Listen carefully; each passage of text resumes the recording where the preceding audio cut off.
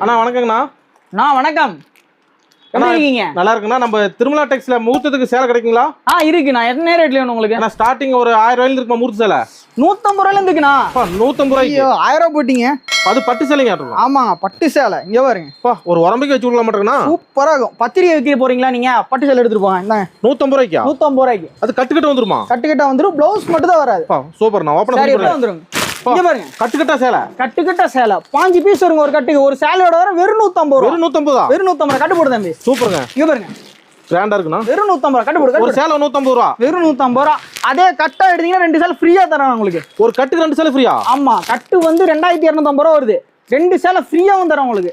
ஒரு சேலை 150 ரூபா. வெறும் 150 ரூபா தான். 5 சேலை எடுத்தா 2 சேலை ஃப்ரீ. 2 சேலை ஃப்ரீ. இதே 30 சேலை எடுத்தா? 30 சேலை எடுத்தீங்கன்னா 4 சேலை ஃப்ரீ. சூப்பர்ண்ணா.